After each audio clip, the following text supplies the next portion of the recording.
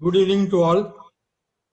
On behalf of Society for Fast Justice Dahanu Maharashtra and National Federation of Societies for Fast Justice New Delhi, I welcome you all for today's webinar on solar system and problems of electricity consumption. Our guest for today's webinar is Sri Rajesh Mukherjee, who is CEO and Managing Director of Electronics Controls Private Limited. He has more than 30 years experience in, in, in energy conversion, special projects consulting to defense.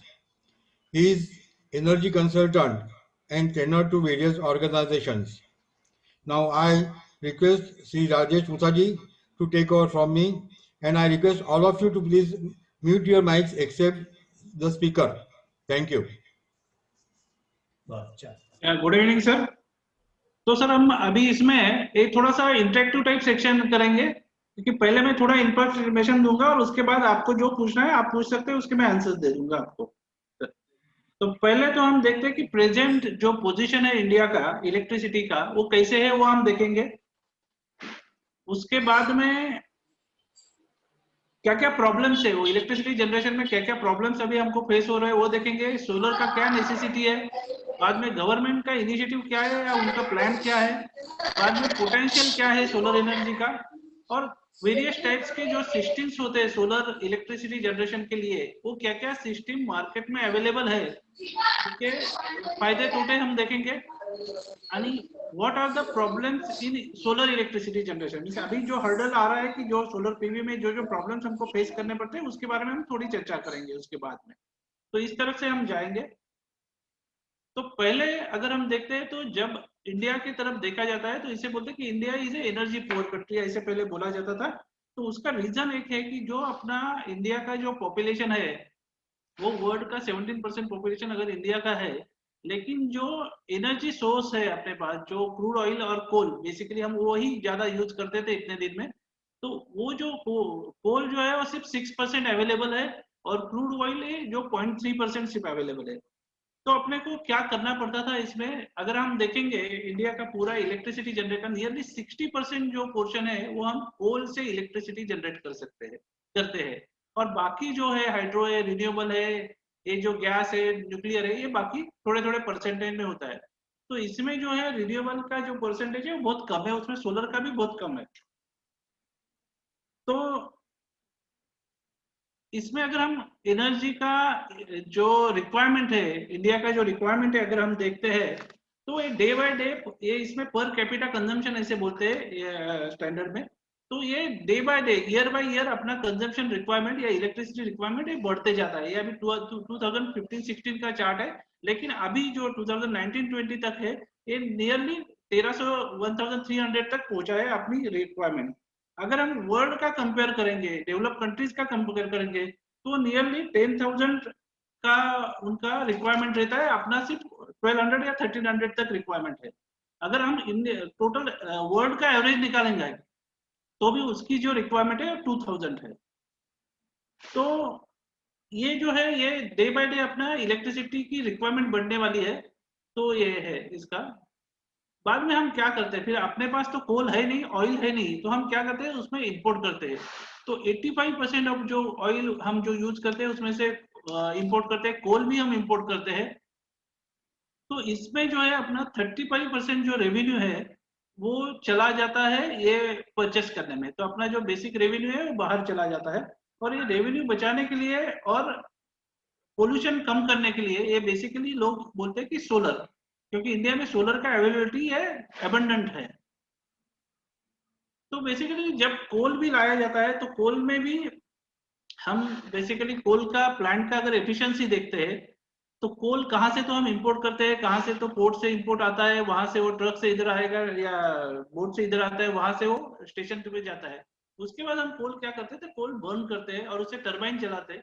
Turbine चलाने के बाद में उससे electricity जो तैयार होती है वो 30 हायर केवी की तैयार हो जाती है। और उसको हम स्टेप डाउन करते करते ट्रांसमिट करते करते वो एंड कस्टमर तक पहुंचती है। अगर ये पूरी एफिशिएंसी हम देखते हैं तो कोल प्लांट की स्टार्ट से एंड तक, जहां से अपने घर में लाइट लगता है वहां तक एफिशिएंसी सिर्फ 8 to 10% रहती है। तो इस कारण से जब हम देखते हैं कि कोल अपने पास नहीं है, पोल्यूशन बढ़ रहा है, और दूसरा है कि जब हम एक यूनिट इलेक्ट्रिसिटी तैयार करते हैं तो 0.9 kg ऑफ CO2 एमिट करते हैं, तो इससे पोल्यूशन बहुत बढ़ता है। तो इसका दो रीजन है, एक तो अपना रेवेन्यू बाहर जाता है उसका प्रॉब्लम, दूसरा पोल्यूशन बहुत बढ़ जाए। इसके लिए हम फोकस जो कर रहे हैं, जो गवर्नमेंट अभी फोकस करे कि सोलर से इलेक्ट्रिसिटी जनरेट करेंगे। तो हम सोलर का अवेलेबिलिटी देखते हैं, सोलर का अवेलेबिलिटी बहुत मुबलक है।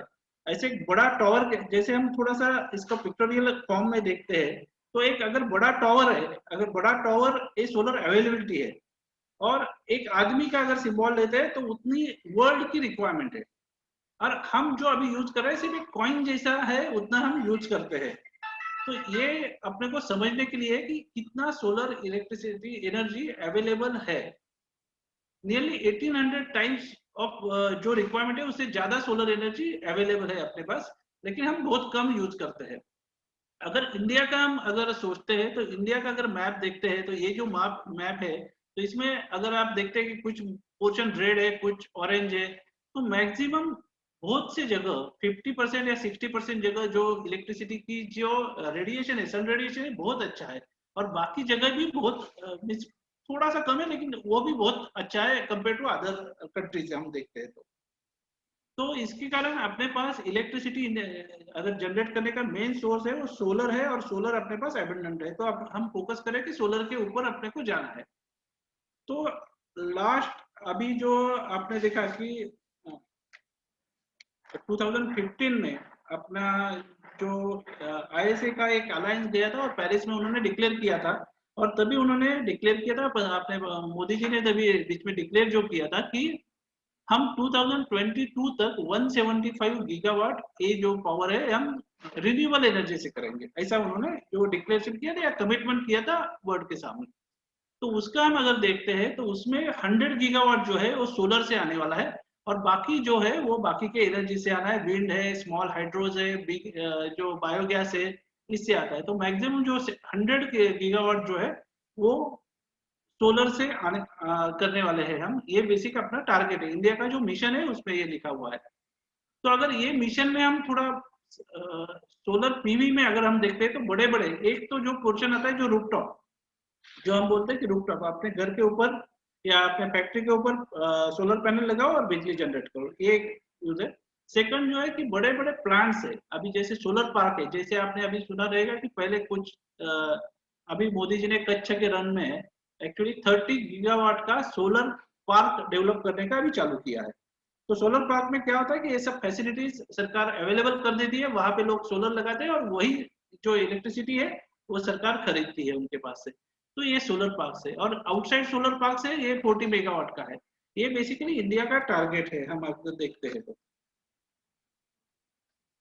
अगर हम अभी देखते हैं तो ग्रोथ क्या है, अगर हम देखते हैं सोलर का, तो अगर 2014 में अगर हम देखते हैं कि 3 गीगावाट का ही सिर्फ सोलर था, 2017 में 15 गीगावाट हुआ, 2018 में 28 हुआ, 2019 में कुछ 37 या 38 गीगावाट हुआ है। तो अगर आप एक ग्रोथ देखेंगे 14 टू 70 सिर्फ 3 या 4 गीगावाट पर ईयर हुआ है, और उसके बाद जो है वो 28 से ये 37 में नियरली 10 गीगावाट एक साल में हुआ है। अगर अपने को अभी ये जो है ये 100 गीगावाट तक जाना है, तो अपने को 3 साल में जो बचा हुआ है नियरली वो पूरा अपने को करना है। तो ये बेसिकली इतना बहुत ग्रोथ सोलर में अवेलेबल है। सोलर इलेक्ट्रिसिटी का अगर हम प्राइस देखते हैं कंपेयर टू अदर, अगर हम थर्मल का देखते हैं या न्यूक्लियर का देखते हैं, उससे भी सस्ता जो है वो सोलर इलेक्ट्रिसिटी होता है। सोलर इलेक्ट्रिसिटी जनरेशन कॉस्ट जो है वो बहुत कम है। इसके लिए जो अभी डिस्कॉम जो है वो क्या करते हैं, खुद प्लांट लगाती है या सोलर का जो इलेक्ट्रिसिटी है वो खरीद लेती है टेंडर निकाल के। तो अगर हम ये कॉस्टिंग अगर देखते हैं थोड़ा सा कि 2010 में अगर जिन्होंने प्लांट लगाया था, तब सोलर के एक यूनिट का जो कॉस्ट था वो 17 रुपीज के आसपास था, 70 रुपीज पर यूनिट था। अगर ये डिक्रीज होते होते होते अभी आज जो लेटेस्ट जो टेंडर हुआ है 1 रुपीज 90 पैसे का सोलर इलेक्ट्रिसिटी डिस्कॉम जो भी प्लांट लगाते हैं उनसे खरीदता है। तो इतना कॉस्ट ये नीचे आया है। अगर हम सोलर इलेक्ट्रिसिटी की जो परचेस कॉस्ट अगर हम देखते हैं कि जो डिस्कॉम की है वो 1 रुपीज 90 पैसा या 2 रुपीज ऐसे। और जो वही इलेक्ट्रिसिटी हम 10 रुपए या 12 रुपए से हम डिस्कॉम से खरीदते हैं।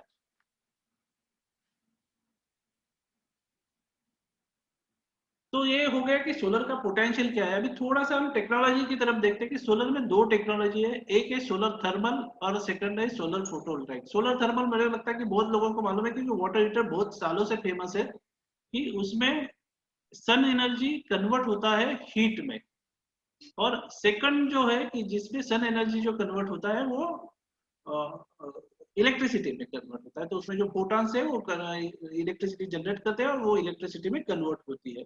ऐसे दो टाइप्स की टेक्नोलॉजी है। तो दोनों टाइप्स अगर हम देखते हैं तो इसमें क्या रहता है, ये सन रहता है, इट इज एब्सॉर्बर, और यहाँ पे इसका आउटपुट आता है। अगर हम हीट में देखते हैं तो उसमें दो टाइप के एब्सॉर्बर रहते हैं, एक तो ग्लास यूज करते हैं और या कॉपर यूज करते हैं, जिससे सोलर एनर्जी हम हीट में कन्वर्ट कर सकते हैं। एक ऑप्शन है। सेकंड ऑप्शन जो है कि इसमें जो एब्सॉर्बर है, ये आज हम अगर पीवी पैनल देखते हैं, सोलर पीवी पैनल देखते हैं, तो सोलर पीवी पैनल में क्या होता है कि जो सोलर का जो सोलर का रेडिएशन जब सिलिकॉन के ऊपर पड़ता है, इसमें सिलिकॉन रहता है और उससे वो इलेक्ट्रिसिटी जनरेट करता है। तो मेनली एब्सॉर्बर जो है ये सिलिकॉन है। ऐसा नहीं है कि सिलिकॉन ही सिर्फ एब्सॉर्बर है, लेकिन आज जो कमर्शियली एक्सेप्टेबल जो अभी है ये प्रोडक्ट है, ये सिलिकॉन बेस्ड पीवी पैनल है। लेकिन अभी बहुत टेक्नोलॉजी के ऊपर रिसर्च चालू है, बहुत सारे अलग अलग मटेरियल पे रिसर्च चालू है। तो इन फ्यूचर में भी अलग मटेरियल का पैनल आ जाएगा कि जिससे इसका एफिशिएंसी भी बढ़ जाएगा। लेकिन अभी हम एडवांटेज देखेंगे कि जो सोलर पावर प्लांट जो लगाते हैं कंपेयर टू कोल प्लांट के हिसाब से हम उसका एडवांटेज देखते हैं कि कोल प्लांट से जनरेशन करना है या सोलर पीवी से जनरेशन करना है। अभी कोल प्लांट में क्या होता है कि कहाँ पे तो इलेक्ट्रिसिटी जनरेट हो जाती है और वो जनरेट करके करके ट्रांसमिट होती चाहिए। कि जैसे मैंने बोला कि 33 केवी का लगेगा, वो 11 केवी का आएगा, 11 केवी को 440 का आएगा। तो ऐसे ट्रांसमिशन लॉसेस बहुत होते हैं। तो इसमें एडवांटेज क्या है कि हम इलेक्ट्रिसिटी वहां पे ही जनरेट करते हैं, वहां पे यूज करते हैं, तो ट्रांसमिशन लॉसेस कुछ भी नहीं है। सेकेंडली कि जो प्राइस है, एक बार हमने प्लांट लगाया तो वो प्लांट का जो कॉस्ट है वो हम एक ही बार अगर उसका लाइफ हम 25 साल पकड़ते हैं तो इसमें कुछ कॉस्ट वेरिएशन आने वाला नहीं है। जैसे इलेक्ट्रिसिटी का जो कोल बेस्ड इलेक्ट्रिसिटी का जो कॉस्ट है वो डे बाय डे चेंज होता है, इंक्रीज होते जाता है हर साल में। तो इसमें कॉस्ट इंक्रीज होने का कुछ भी चांस नहीं है। सेकेंडली इसमें इको फ्रेंडली है, इसमें कुछ भी पोल्यूशन नहीं है। तो ये तीन बेसिकली एडवांटेज है सोलर पीवी लगाने के या सोलर पीवी से इलेक्ट्रिसिटी जनरेट करने के लिए। तो इसमें डिसएडवांटेजेस क्या क्या है। डिसएडवांटेज में क्या होता है कि रात में अगर सोलर रात में जो इलेक्ट्रिसिटी चाहिए अपने को वो सोलर बेस हम जनरेट नहीं कर सकते। तो ये बेसिक डिसएडवांटेज है। सेकंडली जो है कि ये सोलर प्लांट का जो एफिशिएंसी है वो कम रहता है, कम मीन्स उसको जगह ज्यादा लगती है। तीसरा, सोलर पैनल के लिए जगह जो लगती है वो ज्यादा लगती है। जैसे हम बोलते हैं कि एक आधा प्लांट है, अगर एक फैक्ट्री है, फैक्ट्री के ऊपर जो शेड अवेलेबल रहता है वो कुछ टाइम बहुत कम रहता है। जैसे हम सोसाइटी देखते हैं तो सोसाइटी में बहुत रिक्वायरमेंट रहता है, लेकिन उधर ऊपर टेरेस पे उतना स्पेस नहीं रहता है। दूसरा कि जब हम रात को यूज करना है, अगर हम सोचते हैं कि ये सोलर का जो इलेक्ट्रिसिटी हम स्टोर करेंगे और रात में यूज करेंगे, तो जो स्टोरिंग का जो कॉस्ट है वो थोड़ा ज्यादा जाता है, क्योंकि इसके लिए बैटरी यूज करनी पड़ती है और इसमें कॉस्ट ये थोड़ी सी ज्यादा जाती है। ये सब इसमें सोलर के डिसएडवांटेजेस है। तो इसमें दूसरा एक ऑप्शन भी है कि सोलर थर्मल, ये भी जैसे सोलर कोल के प्लांट रहते हैं वैसे सोलर थर्मल के भी प्लांट लोग चलाते हैं, लेकिन वो हायर मेगावाट में जाते हैं। हायर बहुत बड़े अगर सोलर थर्मल प्लांट है तो वो तैयार होते हैं। तो उसमें क्या कहते हैं कि सोलर से जो हीट है वो हीट स्टीम में कन्वर्ट करके स्टोर करके रखते हैं और वो स्टीम से रात में टरबाइन चला सकते हैं। इस डे में भी जनरेट कर सकते हैं या रात में भी जनरेट कर सकते हैं। तो ऐसे बड़े बड़े सोलर थर्मल प्लांट भी हम लगा सकते हैं।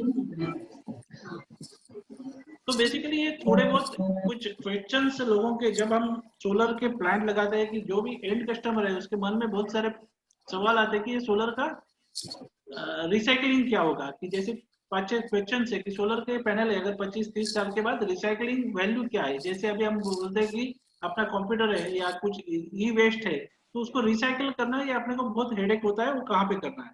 तो इसमें रिसाइकलिंग वेरी सिंपल है, क्योंकि इसमें जो यूज किया जाता है, ग्लास यूज कर सकता है वो हम रिसाइकल कर सकते हैं, एल्यूमिनियम यूज करते हैं वो रिसाइकल करते हैं, सिलिकॉन जो है वो रिसाइकलिंग, ये रिसाइकलिंग सब पार्ट्स इसके रिसाइकलिंग हो सकते हैं। सोलर एफिशिएंसी का टेक्नोलॉजी का जो है कि टेक्नोलॉजी का एफिशिएंसी लो है ऐसे लोग बोलते हैं, लेकिन बेसिकली इसमें एफिशिएंसी के से ज्यादा उसका जो कॉस्टिंग है, हम जो अगर देखते हैं कि कॉस्टिंग इलेक्ट्रिसिटी का पर यूनिट कॉस्ट अपने को क्या गिरता है, ये मेनली इंपॉर्टेंट है कस्टमर के लिए। नॉर्मली ये 3-3.5 रुपए अपने को कॉस्ट देता है सोलर इलेक्ट्रिसिटी जनरेट करने का और यूज करने का अपने इसमें दूसरा है कि क्या हम पूरी अपनी नीड जो है इलेक्ट्रिसिटी की वो सोलर से फुलफिल कर सकते हैं क्या, ये कुछ सवाल रहता है कि नॉर्मली अभी हम घर देखते हैं, घर में हमें तो बहुत बार क्वेश्चन किया जाता है कि अरे नहीं हमको एमएससीबी लेने का ही नहीं है या ग्रिड से सप्लाई लेने का नहीं है, हमको पूरा सोलर के ऊपर ही अपना घर रन करना है, चालू करना है, घर का पूरी नीड फुलफिल करनी है। तो ये पॉसिबल है कि नहीं, लेकिन ये अभी पॉसिबल है इन फ्यूचर के इसमें एटलीस्ट अपने हाउसेस के लिए तो 100% जो बंगलोज है हाउसेस के, इसके लिए ये पॉसिबल हो सकता है। इसमें क्या होता है कि आप ऊपर अभी जो बैटरीज का जो टेक्नोलॉजी निकला है, पहले कैसे थे लीड एसिड बैटरीज थे, अभी लिथियम फॉस्फेट बैटरीज आ गए, उसका कॉस्ट बहुत कम है, कॉस्ट हायर है, साइज कम है, कॉस्ट थोड़ी सी हायर है, लेकिन लाइफ वाइज ये बहुत हायर लाइफ है, तो ये बहुत हम फास्ट भी चार्ज कर सकते हैं। जैसे आपने देखा ई बाइक्स या ई व्हीकल्स में सोलर बैटरी जो यूज की जाती है वो 1 घंटे में 2 घंटे में चार्ज की जाती है और फिर से आप उसको चला सकते हैं। वैसे ही अगर डे टाइम में हम बैटरी फुल चार्ज कर सकते हैं 2 घंटे में 3 घंटे में, तो हम रात में वो जो चार्ज हुई बैटरी की इलेक्ट्रिसिटी वो रात में यूज कर सकते हैं। एक ये है। सेकंड दूसरा है कि अपनी जो एनर्जी रिक्वायरमेंट है वो हम बहुत कम कर सकते हैं। कैसे कि अपना अभी नॉर्मली हम देखते हैं कि पहले ट्यूब यूज करते, पहले बल्ब यूज करते थे, बाद में ट्यूब आ गई, ट्यूब के बाद अभी एलईडी लाइट्स आ गई, तो एलईडी लाइट का अगर कंजम्पशन देखते हैं तो 5-10 वॉट का कंजम्पशन है, इससे ज्यादा नहीं है। अगर हम फैन देखते हैं, नॉर्मल फैन अगर हम देखते हैं तो उसका कंजम्पशन 70-80 वॉट है, लेकिन हम अगर वही फैन अगर बीएलडीसी फैन यूज करते हैं तो 20 वॉट में वही फैन अपना चल सकता है, तो वहां पे नियरली इतना सेविंग हो सकता है। वैसे टीवी से कंप्यूटर है, अगर एक फ्रिज भी लेते हैं तो 5 स्टार फ्रिज मिलता है कि जिसकी एनर्जी रिक्वायरमेंट बहुत कम होती है। अगर है हम पूरा अगर इसको प्रॉपरली वर्कआउट करते हैं तो हमारा कंजम्पशन हम कम कर सकते हैं, और एक 2 किलोवाट के 2.5 किलोवाट का प्लांट अपने घर के ऊपर हम लगा सकते हैं और पूरा इंडिपेंडेंट ऑफ इलेक्ट्रिसिटी यूज कर सकते हैं सोलर से पूरी इलेक्ट्रिसिटी।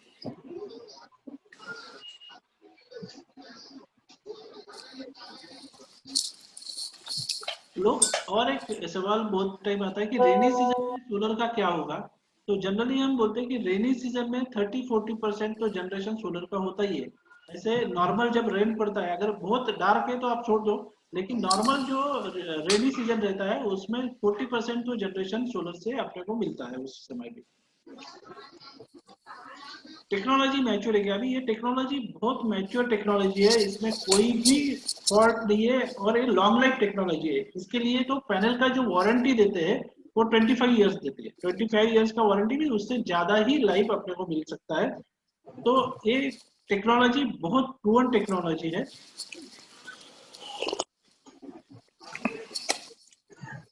जैसे मैंने बोला इलेक्ट्रिसिटी स्टोरेज जो बेसिकली बॉटलनेक है, तो इसके लिए अभी नए नए बैटरीज के सॉल्यूशंस आ रहे हैं और वो सॉल्यूशन हम यूज करके बैटरी में स्टोर करके और रात में हम यूज कर सकते हैं।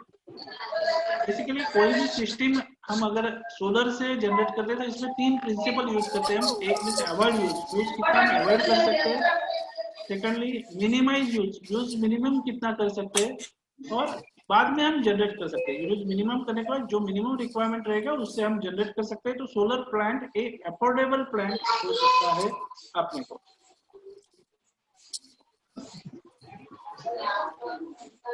ये तो अपना बात हो गया अभी कि हम ऑब्जेक्ट पूरा जा सकते हैं, लेकिन एक और एक है कि can we run total country on solar, ऐसे बीच में हो सकता है क्योंकि पूरा सोलर का जो है, जैसे हम अगर टेलीफोन का एग्जांपल लेते हैं, टेलीफोन का नेटवर्क पूरे ऑल ओवर वर्ल्ड घुमा है, हम कहाँ से भी टेलीफोन लगाए तो टेलीफोन लगता है, कैसे जाता है अपने को पता भी नहीं चलता। अगर ये सब ग्रिड इसके भी लोग इसके लिए भी गवर्नमेंट प्रयास कर रही है कि सब ग्रिड एक साथ अगर ज्वाइन करते हैं हम सभी देशों का, क्योंकि क्या होता है सन कहाँ न कहाँ तो कौन से तो कंट्री में तभी रहता ही है। जैसे आज यहाँ पे अंधेरा है तो दूसरे किसी कंट्री में उजेड़ा रहता है, तो वहां पे जनरेशन हो सकता है, वो जनरेशन करके वो पंप उसी ग्रिड में करके हम अगर यूज कर सकते हैं, ये प्रिंसिपल इन फ्यूचर में ये हो सकता है।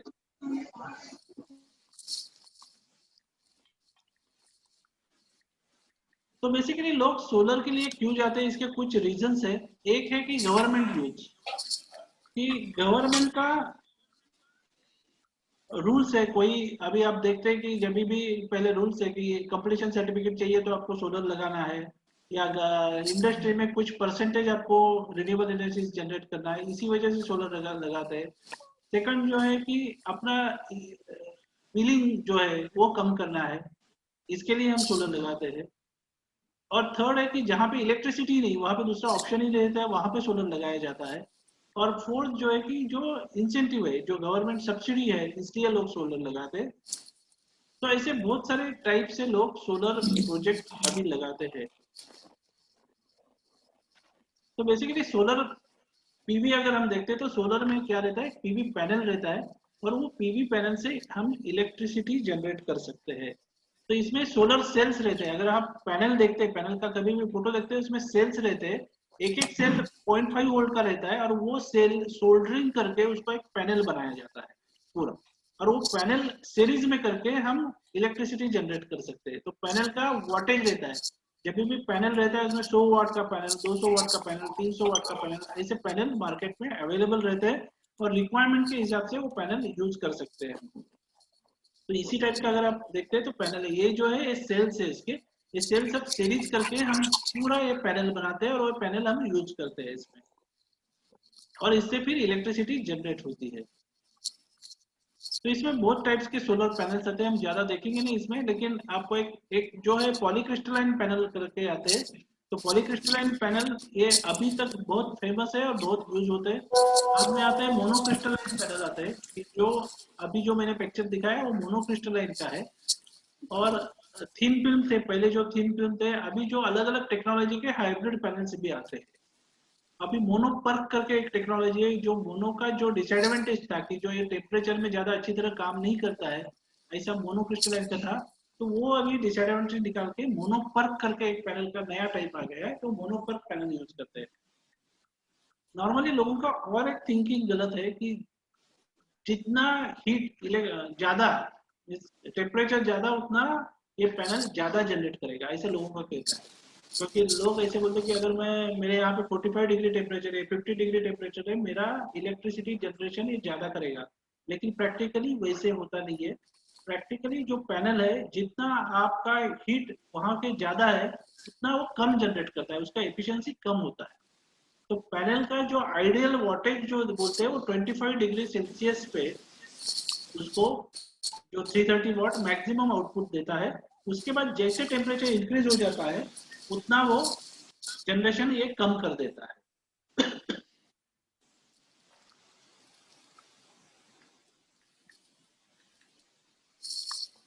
तो ये सोलर का जब भी हम पीवी लगाते हैं, पीवी पैनल लगाते हैं,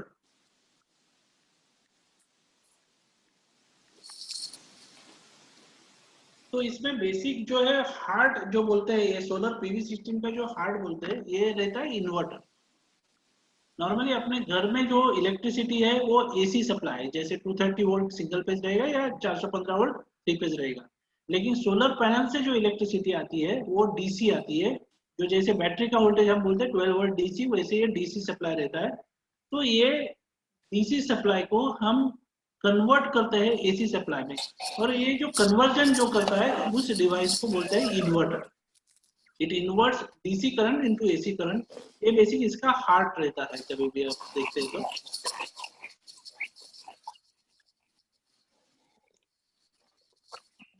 तो इसमें भी देखते हैं कि यहाँ पे सोलर सिस्टम में दो टाइप्स की सिस्टम रहती है। एक सिस्टम जो रहती है एक ऑफ ग्रिड रहती है, सेकंड जो रहती है ऑन ग्रिड रहती है। ऑफ ग्रिड में क्या रहता है कि हम बैटरी यूज करते हैं, और बैटरी यूज करके हम वो इलेक्ट्रिसिटी जनरेट करके स्टोर करके हम रात में भी यूज कर सकते हैं या दिन में भी यूज कर सकते हैं, ये एक प्रिंसिपल रहता है। और सेकंड इसमें क्या करते हैं, विदाउट बैटरी सिस्टम रहता है, उसको ऑन ग्रिड सिस्टम या नेट मीटरिंग प्रिंसिपल ऐसे बोलते हैं। तो ऑन ग्रिड सिस्टम में क्या होता है, जैसे सोलर का दिन में जिसका कंजम्पशन है, सोलर का वोल्टेज आ गया है, सोलर से जो जनरेट होता है वो इमीडिएट यूज किया जाता है। और अगर एक्स्ट्रा अगर जनरेट किया जाता है तो वो इलेक्ट्रिसिटी डिपार्टमेंट को दिया जाता है या डिस्कॉम को दिया जाता है। तो हम थोड़ा सा उसके बारे में, अगर ऐसे समझिए कि आपके पास इलेक्ट्रिसिटी है नहीं तो आप क्या करेंगे, तो आपको ऑफ ग्रिड सिस्टम ही लगाना है। इलेक्ट्रिसिटी एक तो अवेलेबल बहुत कम है या फ्लक्चुएशन बहुत है या इंटरप्टेड इलेक्ट्रिसिटी सप्लाई है, तो आप ऑन ग्रिड के लिए जा ही नहीं सकते, आपको ऑफ ग्रिड सिस्टम ही लगाना चाहिए। तो ये इसका मेन क्राइटेरिया है कि कौन से सिस्टम आपको डिसाइड करना है, ऑन ग्रिड जाना है या ऑफ ग्रिड जाना है। दूसरे छोटे छोटे हम सिस्टम्स पहले एक जस्ट देखते हैं कि क्या क्या सिस्टम्स ऑफ ग्रिड में अवेलेबल है। अगर हम जैसे बोलते हैं कि एक गांव में अगर किसी की रिक्वायरमेंट है कि मेरे को 2 लाइट चाहिए, एक फैन चाहिए और एक मोबाइल चार्जिंग करना है, ये उसकी बेसिक नीड है, तो उसके लिए अपने को बहुत छोटा सिस्टम लगता है कि जो डीसी वोल्टेज पे चलता है। तो इसमें हम क्या करते हैं कि ये पीवी पैनल लगाते हैं, इसमें एक चार्ज कंट्रोलर रहता है, एक बैटरी रहती है और डीसी लोड रहता है। तो यह डीसी लोड में डीसी बल्ब्स अवेलेबल है, डीसी फैन अच्छी तरह के अवेलेबल है मार्केट में। तो ये बहुत लो कॉस्ट सिस्टम हो जाता है गांव के लिए और उसकी नीड फुलफिल हो जाती है। आज के दिन में डीसी टीवीज भी अवेलेबल है मार्केट में। तो इसमें एक कन्वर्जन लॉस या कन्वर्जन इन्वर्टर यूज करना या उसकी कॉस्टिंग कम हो जाती है। तो ऐसे बहुत सारे सिस्टम्स इसमें की जाती है, ये डीसी सिस्टम से। सेकंड जो मैंने बोला कि ये of grid system, of grid system में बेसिकली क्या किया जाता है, तो ये सिस्टम कैसी वर्क होती है मैं आपको दिखाता हूँ। ये सोलर प्लांट लगाया आपने, ये इन्वर्टर लगाया हुआ है, यहाँ पे इलेक्ट्रिसिटी भी दी है उसको, यहाँ पे बैटरीज भी दी है। तो नॉर्मली ये क्या करता है कि जैसे सुबह सोलर आ गया तो सोलर से पहले तो बैटरी चार्ज कर देता है। जैसे बैटरी चार्ज हो गई, आप समझो कि बैटरी अभी चार्ज हो गई, 9 बजे सोलर आ गया, 11 बजे बैटरी चार्ज हो गई, तो ये क्या करेगा, 11 बजे तक आपका ग्रिड से लोड चलेगा। ग्रिड से लोड, ये ग्रिड पावर से चलेगा। 11 बजे बैटरी चार्ज होने के बाद में ये ग्रिड का पावर बंद कर देगा, ऑटोमेटिक बंद कर देगा। इसका ऑटो लॉजिक है, ऑटो लॉजिक में वो सेंस करेगा सोलर अवेलेबल है, मेरा बैटरी भी चार्ज है, अभी इलेक्ट्रिसिटी बंद कर दो। और उसके बाद वो क्या करेगा, सोलर से पावर लेगा, सोलर से पावर लेके इसको एसी में कन्वर्ट करेगा, एसी में कन्वर्ट करके आपका लोड चलाएगा। ऐसे समझो कि अभी 500 वैट का सोलर अवेलेबल है, आपका लोड है 400 वैट, तो ये डायरेक्टली 400 वैट इधर चलेगा, आपकी बैटरी डिस्चार्ज नहीं होगी उसमें। अगर ऐसे समझो कि 3 बजे 4 बजे दोपहर में सोलर कम हो गया, आपका लोड अभी भी 400 वॉट है लेकिन सोलर से 300 ही वॉट आ गया, तो ये 100 वॉट है, ये बैटरी से लेगा, 300 + 100 करके आपका लोड चलाएगा। धीरे धीरे धीरे ये बैटरी डिस्चार्ज होने लगेगी। तो इसमें एक लेवल रहता है ऑफ ग्रिड इन्वर्टर में, इतना बैटरी डिस्चार्ज होने के बाद में वो ग्रिड ऑन कर देगा, इलेक्ट्रिसिटी सप्लाई ऑन कर देगा। और जब भी इलेक्ट्रिसिटी ऑन हो जाएगा, अगर सोलर अवेलेबल है तो सोलर से बैटरी चार्ज करेगा, अगर सोलर अवेलेबल नहीं है तो इलेक्ट्रिसिटी से ये लोड चलाएगा। इस टाइप से ये ऑफ ग्रिड सिस्टम ये चलती है सोलर बेस। तो किसी का अगर बंगलो है, किसी को अगर ऑन ग्रिड सिस्टम नहीं लगाना है, एमएससीडीएल का अगर सप्लाई है नहीं है तो भी अपने को कुछ फर्क नहीं पड़ना है, तो इसी समय ये ऑफ ग्रिड सिस्टम लगाई जाती है।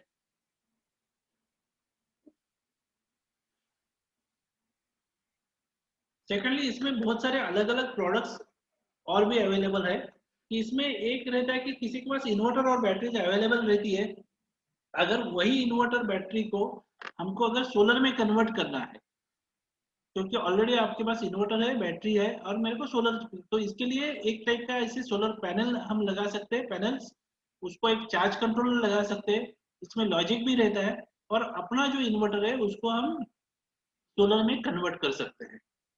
जैसे बैटरी में स्टोरेज करेगा वैसे ही ये पूरा, जैसे आपको ऑपरेट सिस्टम है वैसे ही ऑपरेट सिस्टम काम करेगा। लेकिन इसमें हमने क्या किया कि पहला आपका जो इन्वर्टर और बैटरी जो आपका पहले था घर में वही यूज किया हुआ है। तो इसमें ये अलग अलग टाइप्स है इसमें।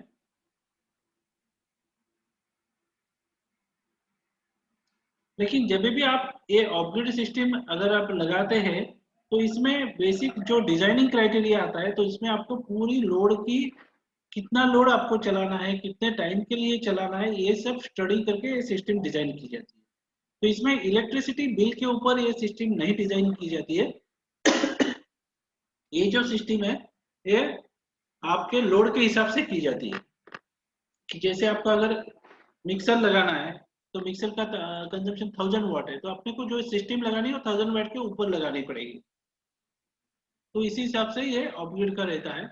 अभी जो है ऑन ग्रिड सिस्टम जैसे बोलते हैं कि नेट मीटरिंग वाला सिस्टम, जो ऑन ग्रिड सिस्टम बोलते हैं, ये ऑन ग्रिड सिस्टम में क्या होता है कि अभी अगर आपका प्रेजेंट सिनेरियो में आप देखेंगे कि आपका ये इलेक्ट्रिसिटी लाइन है, यहाँ से आपका मीटर है और मीटर से आपके घर में आप लाइट चलाते हैं।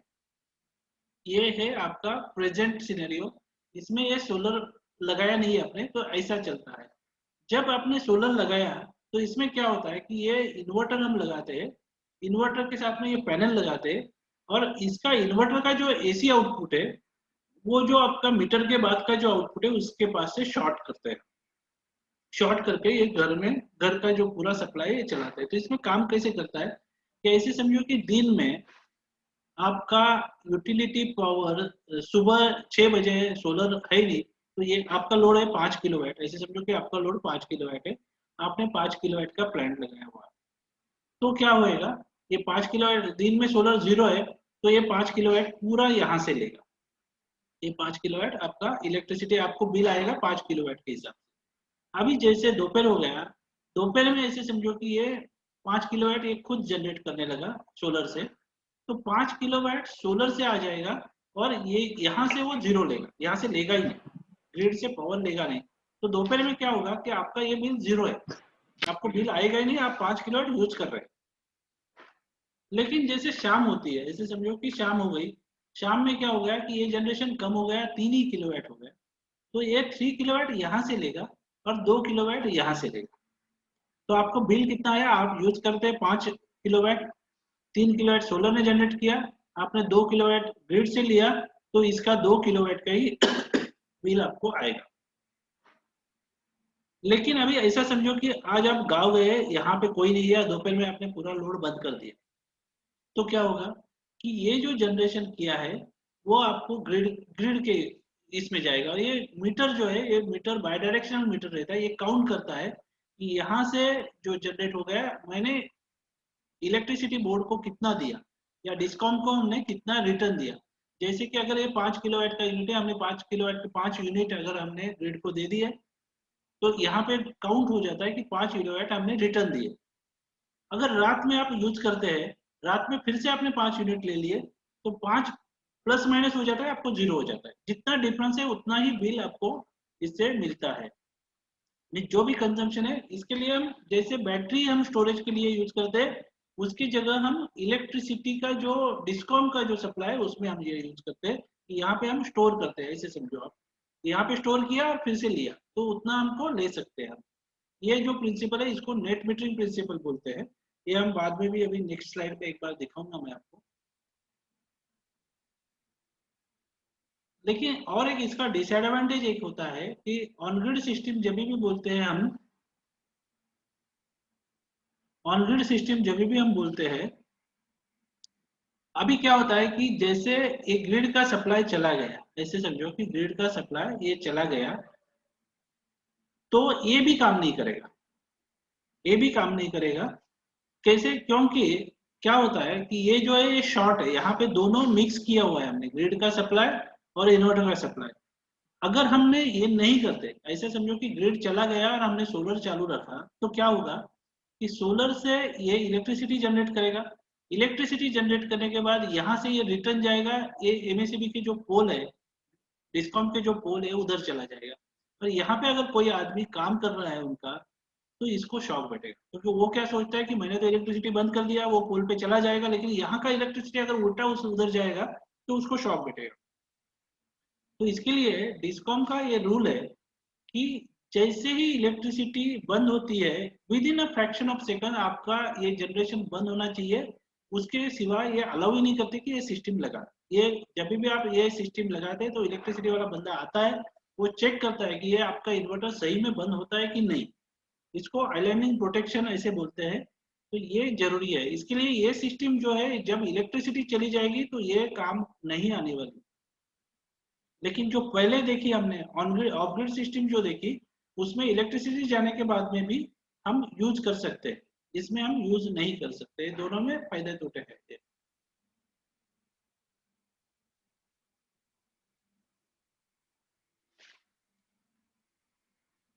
तो ये ऑन ग्रिड्स में बहुत सारे इन्वर्टर्स रहते हैं, जैसे आप बोलते हैं कि अलग अलग है, ये टेक्नोलॉजी बेस है कि सेंट्रल इन्वर्टर में बहुत बड़े हैं, जहाँ पे मेगावाट के प्लांट लगाते हैं वहाँ पे ये बड़े बड़े इन्वर्टर लगाते हैं। जो आपके घर में लगाते हैं उसको स्ट्रिंग इन्वर्टर बोलते हैं बेसिकली। स्ट्रिंग इन्वर्टर कैसे रहता है कि ये 5 किलोवाट 10 किलोवाट ऐसे रहते हैं। आप इसको एक्सपांड भी कर सकते हैं, अगर 100 किलोवाट लगाना है तो 10-10 के 10 इन्वर्टर भी लगा के आप पैरेलल लगा सकते हैं। इसके लिए इसको स्ट्रिंग इन्वर्टर बोलते हैं। तो ये स्ट्रिंग इन्वर्टर ऐसे पैनल्स रहते हैं, और पैनल का इन्वर्टर इन्वर्टर से ये एसी कंबाइन करके ये हम फीड कर सकते हैं। सेकंड जो ऑप्शन रहता है कि माइक्रो इन्वर्टर्स रहते हैं मार्केट में। इसमें क्या रहता है कि ये पैनल है, ये पैनल के बाद इमीडिएट एक इन्वर्टर लगाया जाता है, छोटा इन्वर्टर रहता है कि पैनल के कैपेसिटी का है, और उसका जो एसी है वो अपने एसी के साथ ज्वाइन किया जाता है। जो अपने घर में जो एसी सप्लाई है उसके साथ वो दिया जाता है। तो ये जो सेक्शन है इसको माइक्रो इन्वर्टर बोलते हैं, लेकिन ये अपने यहाँ पे इतना पॉपुलर नहीं हुआ क्योंकि इसका थोड़ा कॉस्टिंग हायर जाता है।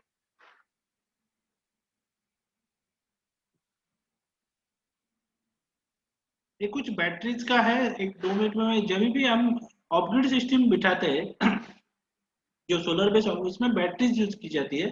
तो उसमें बैटरीज का कौन से टाइप की बैटरीज यूज करती है, ये बेसिकली इसमें एक तो जो लीड एसिड बैटरी है उसमें C10 बैटरी करके एक टाइप आता है, C10 बैटरी, वो C10 बैटरी बेस हम यूज कर सकते हैं उसमें।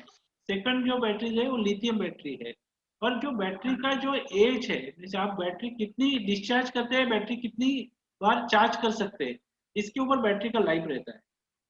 ये जैसा कि आपने 200 एम्पियर का बैटरी लगाया और उसको 100 एम्पियर से डिस्चार्ज किया ऐसे समझो, तो बैटरी 200 एम्पियर कभी भी नहीं देगी, वो आपको 120 या 130 एम्पियर ही देगी आपको, क्योंकि एफिशिएंसी जो है वो उसके ऊपर डिपेंडेंट रहता है।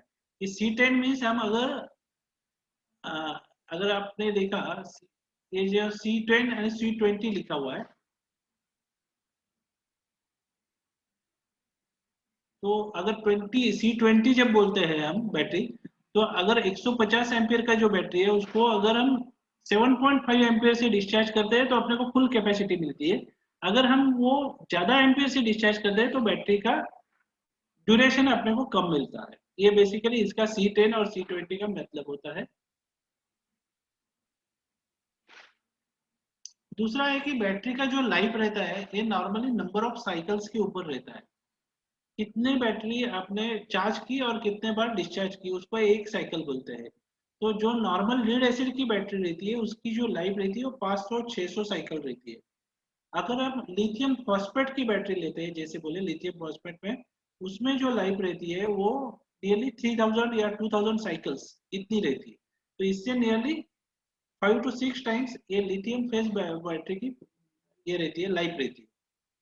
दूसरी जो बैटरी की लाइफ है ये और एक पैरामीटर पे डिपेंड करती है, आपने कितने परसेंट बैटरी डिस्चार्ज करी और कितने परसेंट डिस्चार्ज की। नॉर्मली जब भी बैटरी यूज करते हैं इसी सोलर एप्लीकेशन में, तो उसमें डिजाइन ऐसे करते हैं कि सोलर की जो बैटरी की कैपेसिटी वो 50% ही हम डिस्चार्ज करें। अगर 50% से ज्यादा हम डिस्चार्ज करते हैं तो बैटरी का लाइफ कम होता है। तो अगर इधर आपने देखा ये जो ग्राफ है, अगर आप ऐसे समझो कि आप 30% ही डिस्चार्ज करते हैं तो आपको 6000 साइकिल लाइफ मिलता है। आप अगर बैटरी 70% डिस्चार्ज करते हैं तो नियरली 1700 साइकिल ही लाइफ मिलता है। तो नंबर ऑफ साइकिल्स जो है आप कितनी ज्यादा डिस्चार्ज करते हैं उसके ऊपर बैटरी का लाइफ होता है। ये थोड़ा टेक्निकल है, जस्ट मैंने एक्सप्लेन किया, उसमें ज्यादा नहीं जाएंगे हम ये सभी में।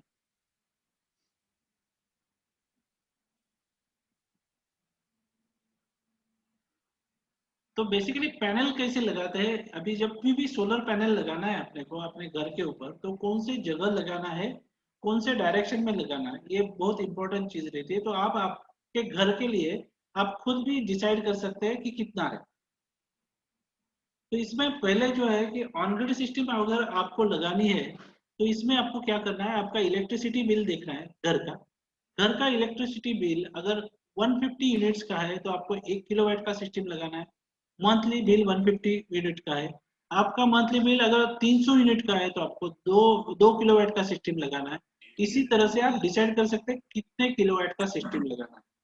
उसके बाद आपका अगर ये डिसाइड हो गया कि मेरे को 2 किलोवाट का सिस्टम लगाना है, तो ये 2 किलोवाट के लिए जगह कितनी लगेगा, ये सेकंड सवाल आता है कि 2 किलोवाट के लिए इसमें एक थंब रूल है कि 1 किलोवाट के लिए 100 स्क्वायर फुट जगह लगता है, 100 स्क्वायर फुट जगह लगता है। आपको अगर 2 किलोवाट लगाना है आपके हिसाब से, तो आपके ऊपर 200 स्क्वायर फुट जगह चाहिए, तो ये आपको डिसाइड करना है। तीसरा जो है कि ये एंगल, जो ओरिएंटेशन जो बोलते हैं, ये साउथ फेसिंग रहता है। इसका थोड़ा सा मैं जनरली, आप अगर ये पूरा वर्ल्ड आते रहना, देखते हैं, बंद कर चल जाए उधर आ। ये अगर हम वर्ल्ड देखते हैं तो वर्ल्ड के हम सेंटर से जो लाइन मारते हैं उसको इक्वेटर कहते हैं। तो ये इक्वेटर अगर बोलते हैं तो अपना जो इंडिया जो आता है नॉर्दर्न हेमिस्फीयर में आता है। अगर नॉर्दर्न हेमिस्फीयर में आता है तो ये सन का पोजीशन जो रहता है वो साउथ साइड में रहता है। ऐसे यहाँ पे अगर अपना है इंडिया तो ये साउथ साइड में रहता है, तो अपने को साउथ के डायरेक्शन में पैनल लगाना है। ये एक मेन है। अगर साउथ के डायरेक्शन में हम पैनल लगाएंगे तो वो ज्यादा इलेक्ट्रिसिटी जनरेट करेगा। अगर कोई बोलता है कि मैं नॉर्थ में लगाऊंगा पैनल, नॉर्थ में लगाएंगे, अगर ये अपना किसी वर्ल्ड का पोर्शन ये साउथर्न हेमिस्फीयर में आता है तो वो लोग नॉर्थ साइड में पैनल लगाते, वो लोग नॉर्थ में लगाते। यहाँ पे अगर कोई वर्ल्ड का कौन सा जो पार्ट है वो इधर आता है तो ये उधर लगाते। ये ऐसा जो है, इसके लिए डायरेक्शन जो है ये इम्पोर्टेंट है। सेकेंडली ऐसा है कि अगर कहाँ कहाँ पे प्रॉब्लम ये होता है कि अगर हम फैक्ट्री देखते हैं या बहुत बड़ा इंडस्ट्रीज है, और इंडस्ट्रीज में ऐसा पोजीशन आता है कि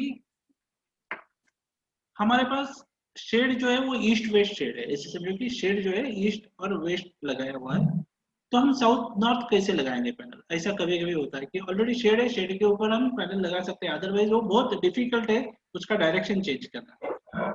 तो इसमें क्या होता है, अगर आप ये जो थोड़ा सा पिक्चर देखेंगे, आप साउथ साइड में लगाएंगे पैनल तो आपको सो इस पोजीशन में लगाएंगे प्रॉपर एंगल में। तो मैं एंगल बाद में बोलता हूँ आपको। ये जो एंगल रहता है ये लैटिट्यूड इतना एंगल रहता है कि जो वो एरिया का लैटिट्यूड है, वो लैटिट्यूड का जो एंगल है उतना एंगल देना है। कि अगर पुणे का लैटिट्यूड जो है वो 18 डिग्री है, तो 18 डिग्री पे जमीन से 18 डिग्री को वो पैनल लगाते हैं। तो ये जो एंगल है ये लैटिट्यूड इतना है, अगर उतना लगाएंगे तो अपने को 100% आउटपुट आता है। अगर ऐसे समझो कि हमने हॉरिजॉन्टल लगाया लेकिन साउथ में लगाया और वर्टिकल लगाया, अगर ये लगाया तो आउटपुट ये अपने को कम आएगा।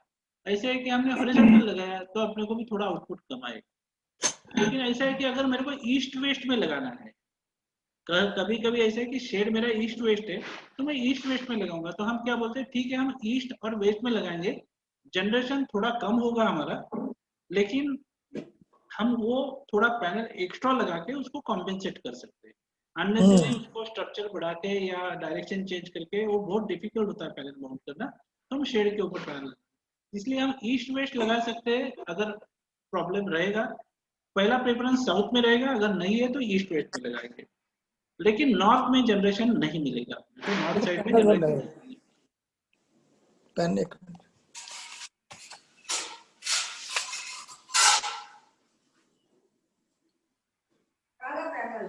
पेन पेन एक पैनल। तो ये सब कुछ इंस्टॉलेशन के फोटोज है बेसिकली।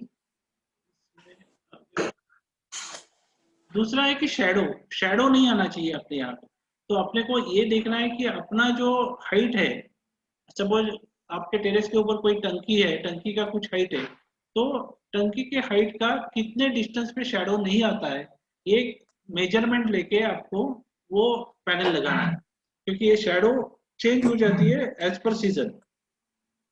नॉर्मली 21 दिसंबर को मेरे को लगता है कि सबसे ज्यादा शैडो आती है, तो उसी हिसाब से अपने को ये डिसाइड करना पड़ता है कि शैडो ना आए। तो इसलिए बहुत कुछ कैलकुलेशन या फॉर्मूला अवेलेबल है मार्केट में, तो उसी से हम ये कर सकते हैं। दूसरा, अभी सोलर में 2-3 ऑप्शंस अवेलेबल है। जैसे इंडस्ट्रियल साइड में जाएंगे हम, तो इसमें कैपेक्स और ओपेक्स ऐसे 2 मॉडल्स अवेलेबल है मार्केट में।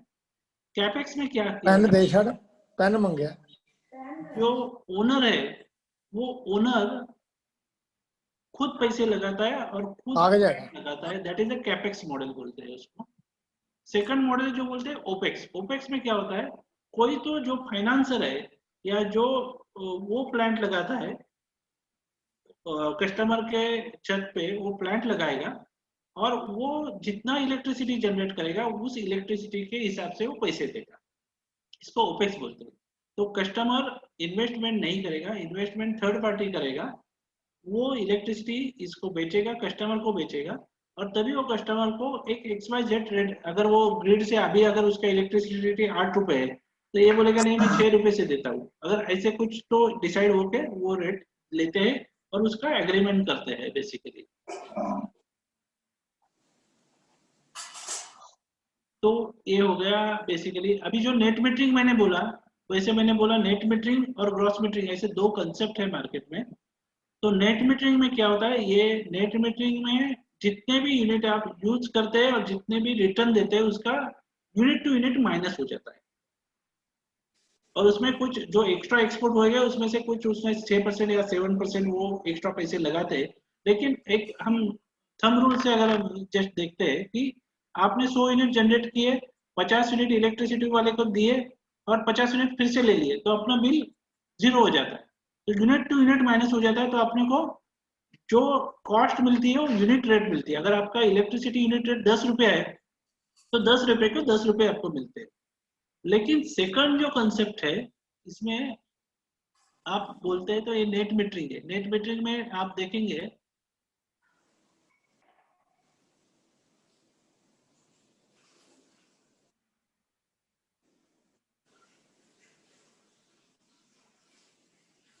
ये नेट मीटरिंग है।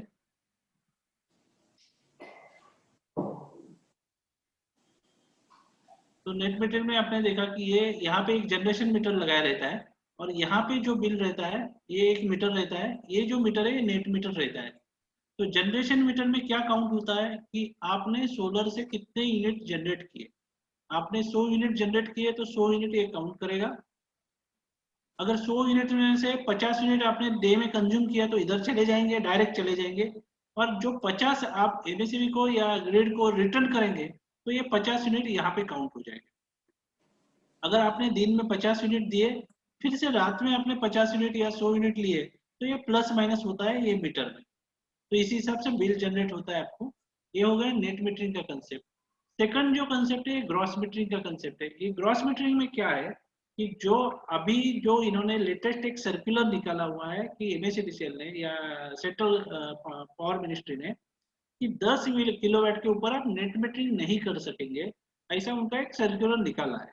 उसका प्रॉपर अभी तक मीनिंग क्लियर नहीं हुआ है, लेकिन उनका ऐसा कहना है कि 10 किलोवाट के ऊपर हम नेट मीटरिंग नहीं, ग्रॉस मीटरिंग में जाना चाहिए। तो ग्रॉस मीटरिंग में डिसएडवांटेज क्या है, डिसएडवांटेज क्या है, तो ये लोग क्या बोलते हैं कि ग्रॉस मीटरिंग है, हम यहाँ पे मीटर लगाएंगे, ये मीटर में जितना भी आप सोलर से जनरेट करेंगे वो इलेक्ट्रिसिटी हम खरीद लेंगे आपसे। जैसे यहाँ पे आपने ऐसे समझो कि 100 यूनिट ले लिए, 100 यूनिट इसमें काउंट हो गए, 100 यूनिट आपने सोलर से तैयार किए हुए, तो ये 100 यूनिट वो लोग 3 रुपए से खरीद लेंगे आपसे, कि 3 रुपए इंटू 100 रुपया, 300 रुपया आपको बेनिफिट मिलने वाला है। लेकिन जब आप इलेक्ट्रिसिटी से वही 100 यूनिट लेंगे तो आपको 10 रुपए का चार्ज लगने वाला है। तो आपको क्या लिया, 10 रुपए से आपने इलेक्ट्रिसिटी लिया, लेकिन बेचते में 3 रुपए से बेचा, तो 7 रुपए का आपने घाटा कर दिया। तो ये इन लोगों का कहना है। इसके लिए हम सब जो यहाँ पे महाराष्ट्र सोलर एसोसिएशन है या स्टेट लेवल के सभी एसोसिएशन है, वो उनके लिए झगड़ रही है कि ये नहीं होना चाहिए, हमको नेट मीटरिंग का ही बेनिफिट मिलना चाहिए। अच्छा अच्छा 10 आद्या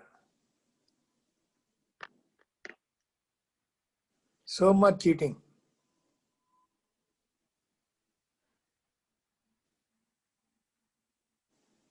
तो ये सब है बेसिकली। इसमें सिस्टम कैसे डिजाइन करना है वगैरह सब मैंने दिया था, लेकिन ये आपको अभी लगेगा नहीं है। दूसरा एक ऑप्शन जो नॉर्मली एक सोलर का और एक अच्छा एप्लीकेशन जो है वो पंपिंग सिस्टम का है। जो खेत में जो पंप्स है, वो जो पंप्स है वो हम डायरेक्टली पैनल से पंप कंट्रोलर लगाते हैं और पंप कंट्रोलर से वो पंप रन करते हैं। ऐसा समझो कि आपके खेत में 5 HP का पंप लगाया हुआ है और 5 HP का पंप अपने को चलाना है सोलर से। तो सोलर एक पैनल रहता है, कंट्रोलर रहता है, इसमें विदाउट बैटरी रहता है। जैसे सुबह धूप आ जाएगा ये पंपिंग चालू हो जाएगा, शाम को ये बंद हो जाएगा। अगर शाम को आपको ये पंप चलाना है तो आप इलेक्ट्रिसिटी पे चला सकते हैं। ये एक एप्लीकेशन इसमें है सोलर में कि जो हम कर सकते हैं। यहाँ पे बहुत सारे अभी टेंडर्स मार्केट में निकले हैं कि इसमें सोलर का ये जो है पंपिंग के लिए एग्रीकल्चर के लिए बहुत सारे टेंडर्स निकले हैं और उसमें बहुत कम सब्सिडी रेट में ये दिए जाते हैं एक्चुअली। तो अभी थोड़ा सा हम ये सिस्टम ऐसे है देखा हमने, अभी हमने ये पूरा सिस्टम देखा। थोड़ा सा अब हम देखते हैं कि गवर्नमेंट की क्या क्या पॉलिसी है। जैसे हमने देखा कि गवर्नमेंट में पहले डिक्लेयर किया कि 2022 तक का हमारा 100 गीगावाट का सोलर का टारगेट है, और उन्होंने और भी एक डिक्लेयर किया 2030 तक हमारा 450 गीगावाट का टारगेट है, ऐसे इन्होंने डिक्लेयर किया। तो बेसिकली अपना बेसिक एम जो है कि जो कोल से जो जनरेट किया जाता है इलेक्ट्रिसिटी उसको कम करना, जिससे इन्वायरमेंट का जो पोल्यूशन है वो कम हो जाएगा, ये बेसिक एम है। लेकिन अगर हम ग्राउंड लेवल पे बात करते हैं, जो हम प्रॉब्लम्स की बात करते हैं, तो प्रॉब्लम ये आता है कि जहाँ पे हम ये डिस्कॉम जो है जहाँ से हम इलेक्ट्रिसिटी खरीदी करते हैं, उन लोगों का यहाँ पे बहुत बड़ा अपोज रहता है, या उन लोगों के मन में ऐसा डर है कि अगर हम सोलर लगाने देंगे तो हमारे अच्छे अच्छे कस्टमर चले जाएंगे और हमारा रेवेन्यू बंद हो जाएगा और हमारा लॉस हो जाएगा। तो जनरली ये पॉलिसी इतनी फेवरेबल नहीं है, इसमें बहुत तकलीफ आती है, बहुत बार जाना पड़ता है, या ये वन विंडो या ऐसे सिस्टमेटिक कोई प्रोसीजर नहीं है इसकी, ये एक बहुत बड़ा प्रॉब्लम है। सेकेंडली हर 6 महीने में इनका रूल्स चेंज हो जाते हैं, अलग अलग कुछ सर्कुलर निकलते हैं, तो मार्केट अनस्टेबल हो जाता है। जैसे अभी देखा कि 2 साल में सब्सिडी नहीं था, 2 साल अपने महाराष्ट्र में सब्सिडी नहीं है, लेकिन गुजरात और बाकी कुछ जगह सब्सिडी का अच्छा चल रहा है, लेकिन महाराष्ट्र में 2 साल तक सब्सिडी नहीं है। अभी उन्होंने सब्सिडी डिक्लेयर कर दी कि हम 40% देंगे, लेकिन वो भी प्रॉपरली एग्जीक्यूट हो गई नहीं, उसमें भी बहुत सारे प्रॉब्लम्स आ गए। तो उसको हमने अपोज किया, उसमें से कंडीशंस जो टेक्निकल टर्म्स है उसको हमने अपोज किया, उसकी जो प्राइसिंग है उसको अपोज किया। उसमें क्या, उसमें अभी जो टेंडर्स निकला था उसमें क्या किया था उन्होंने कि एक कॉस्ट दिया जाएगा 40 रुपए में आप सोलर बिठाओ, लेकिन उसका बेसिक कॉस्टिंग अगर 80 रुपीज जाता है उस स्पेसिफिकेशन के हिसाब से, तो 40 रुपए में कोई भी बिठाएगा नहीं, उसके घर से तो पैसा डाल के कोई वेंडर बिठाएगा नहीं। तो इसी तरह से ये प्रॉब्लम्स मार्केट में आ रहे हैं। अभी उन्होंने एक जो टेंडर निकाला कि जैसे मैंने बोला कि एक जो सर्कुलर निकाला कि 10 किलोवाट के ऊपर हम ग्रॉस मीटरिंग में जाने देंगे, नेट मीटरिंग नहीं करने देंगे। तो धीरे धीरे उससे क्या होता है कि जो लोग सोलर पे करना चाहते हैं उनको प्रॉब्लम्स आती है, और इसमें बेसिकली ये पूरे एक सोलर इंडस्ट्री का ही लॉस नहीं है कि हर एक पर्सन का लॉस है। एक तो आपका पोल्यूशन बढ़ रहा है, सेकंडली कि जो एसएमई सेक्टर है, जो छोटे छोटे मैन्युफैक्चरर्स है, उनका लॉस कैसे होता है कि अगर एक बंदा आज एक आधा प्रोडक्ट बनाता है, उसका मटेरियल कॉस्ट 10 रुपया है, उसको 2 यूनिट इलेक्ट्रिसिटी लगता है, तो वो क्या करता है, दो यूनिट का जो इलेक्ट्रिसिटी कॉस्ट है अगर वो सोलर से तैयार करता है तो उसको 6 रुपीज पड़ती है, 3 रुपए में इलेक्ट्रिसिटी गिरती है, तो उसकी प्रोडक्ट कॉस्ट होगी 16 रुपए, वो 19 रुपए में बेच सकता है। लेकिन अगर वहां पे वो लोग बोलते सोलर नहीं लगाना, आप 10 रुपए से इलेक्ट्रिसिटी ले लो, तो उसका कॉस्ट हो गया 2 यूनिट का 20 रुपया और इसका 10 रुपया, तो उसका मैन्युफैक्चरिंग कॉस्ट हो गया 30 रुपीज। 30 रुपीज हो गया तो वो कितने में बेचे, तो वो बेसिकली बिजनेस कर ही नहीं पाएगा। इससे इफेक्ट क्या होएगा, दो बातें, एक तो वो जहां जिस स्टेट में ये पॉलिसी है वहां पे शिफ्ट करेगा, या फिर जो इम्पोर्ट, जैसे बोलते हैं कि चाइना से इंपोर्ट बंद करते हैं, तो चाइना से अगर वो सस्ती आती है अपने से, तो लोग चाइना या कौन से भी दूसरे देश से लेना पसंद करेंगे, तो अपने यहाँ का जो बिजनेस है वो मार खा जाएगा। तो ये बहुत बड़े डिसएडवांटेजेस है, ऐसे मुझे लगता है। तो अभी किसी को कुछ पूछना है तो पूछ सकते हैं, मैंने तो बहुत सारा बता दिया है। सर अभी जो हमारा जो यूनिट्स का प्लस और माइनस ऐसा करके एनुअल अकाउंट मार्च में होता है। अच्छा हाँ, तो मार्च में होता है तो उसके बदले में वो सितंबर को हो जाए तो हाँ कंज्यूमर को बहुत फायदा होगा और अपना इलेक्ट्रिसिटी वालों को भी हिसाब ज्यादा रखना नहीं पड़ेगा। बराबर है, लेकिन अभी उनके रूल से हिसाब से उन्होंने मार्च का अप्रैल और मई उसका ही सरप्लस हमको मानसून में वापरने को मिलता है। मिलता है, बराबर है। मार्च में वाइप आउट हो जाता है, तो वाइप आउट तभी ना होए और सितंबर के बाद होएगा तो उससे उसका फायदा होगा ना। राइट राइट, बराबर है, तो इस हिसाब से आप मास्पा की तरफ से कुछ कर सकते हैं तो देखते हैं अभी। देखिए जरा, मास्पा की तरफ से टेकअप करिए। Yes sir, yes 100% sir. दूसरा किसी से पूछिए, जिसको पूछना हो अनम्यूट करके पूछिए। अभी ऑनलाइन सब्सिडी के लिए अप्लाई कर सकते हैं ना। हाँ, अभी ऑनलाइन आप सब्सिडी के लिए अप्लाई कर सकते हैं, लेकिन वो पता नहीं कितना सक्सेसफुल होगा, ये पता नहीं है, लेकिन आप करके ट्राई कर सकते हैं। नहीं, अभी नहीं मिले, भले 5 साल के बाद मिले, लेकिन हम क्या बोलते हैं नहीं कि नहीं, रजिस्टर नहीं करेगा तो बाद में देगा ही नहीं वो हाँ बोलते मीटर बैठाएगा तो हम सब्सिडी नहीं देगा। तो नहीं, अभी वो पहले वो प्रोसीजर था अपना, अभी पूरा सिस्टम इन्होंने चेंज कर दिया है सब्सिडी का। अच्छा, अभी हाँ मीटर का कंडीशन नहीं है। हाँ, ये पहले का कुछ नहीं होगा, आपको अलग वेंडर से करना पड़ेगा, एमएससी जैसे बोर्ड से करना पड़ेगा, वही वेंडर सब्सिडी दे पाएगा। ऐसे बहुत सारे कंडीशंस अभी डाला है। पहले जो डेढ़ साल पहले जो कंडीशन था वो अभी नहीं है सर। वही बोलता है। एक सवाल मैं पूछूं सर? हाँ बोलिए सर। या एक स्टैंडर्ड यूनिट डोमेस्टिक घरों में रूरल एरिया के लिए या अर्बन एरिया में उसकी कॉस्ट कितनी आती है, इंस्टॉलेशन कॉस्ट, सब्सिडी कितनी होती है, सो दैट उसके लिए एक पैकेज बना के लोगों में इसका प्रचार प्रसार किया जा सकता है। नहीं, नॉर्मली सर अगर रूरल एरिया में आप करते हैं तो आपको बेसिकली वहाँ पे इलेक्ट्रिसिटी का प्रॉब्लम रहेगा, तो आपको ऑफ ग्रिड सिस्टम लगानी पड़ेगी, जो ऑफ ग्रिड सिस्टम है बैटरी वाली, तो लगभग उसका 1.5 लाख या डिपेंडिंग ऑन द यूज। अभी ये सिस्टम का हम जो करते हैं ना, तो मिनिमम 1 लाख रुपया, ऐसे समझो कि बेसिक घर है कि 4-5 लाइट है, टीवी है, एक आधा फ्रिज है, अगर ऐसा हम पकड़ते हैं तो 1 लाख रुपए के आजू बाजू खर्चा आता है। इसमें लाख रुपए से 3 लाख रुपए तक अलग अलग टाइप के सिस्टम हम बिठा सकते हैं कि जो इंडिपेंडेंट ऑफ इलेक्ट्रिसिटी रहे, जो बैटरी पे ऊपर चलेगा रिक्वायरमेंट। सर जी मैं मरीन बीबी सर, अंडमान निकोबार आइलैंड से। हाँ बोलिए मैम। सर आपने बहुत अच्छी तरीके से बताया सर, आपने सोलर का पूरा पैनल का पूरा आपका अच्छा प्रेजेंटेशन था sir. Thank you so much for giving such information to us.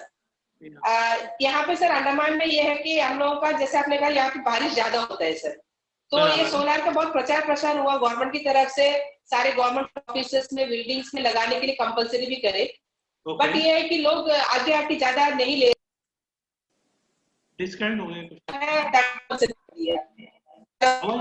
Sir नहीं, बीच में कट हो गया था आवाज। सर एक्चुअली यहाँ में सर गवर्नमेंट पहले 70% सब्सिडी दिया था सर।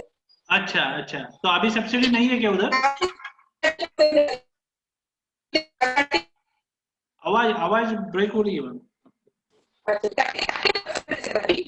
अंडमान में प्रॉब्लम है, एक तो नेट का भी कनेक्टिविटी बहुत पुअर है। हाँ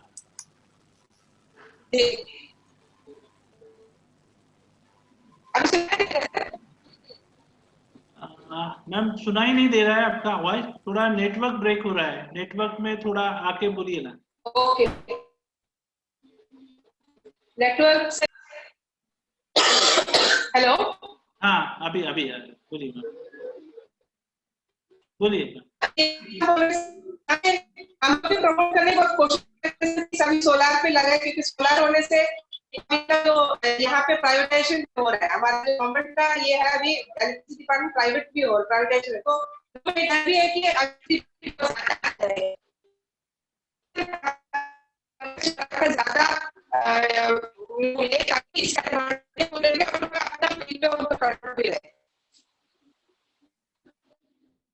मैडम आप चैट में डालिए ना, आवाज बहुत कट के आ रही है, क्वेश्चन चैट में दे दीजिए।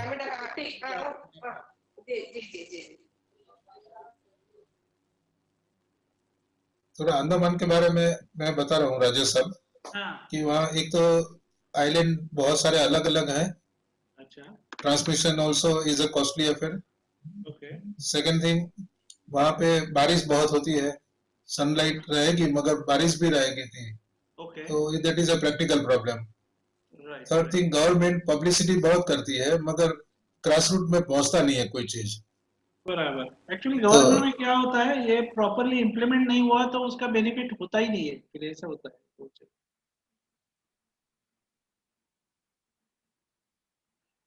एक्चुअली अंडमान निकोबार में मुझे लगता है बहुत बड़ी रिक्वायरमेंट रहेगी उस एरिया में अगर प्रॉपरली उसे करें तो बहुत बड़ी रिक्वायरमेंट हो सकती है अगर छोटे छोटे घरों में हम देखते तो वहाँ एक प्रॉब्लम है, electricity is also not stable.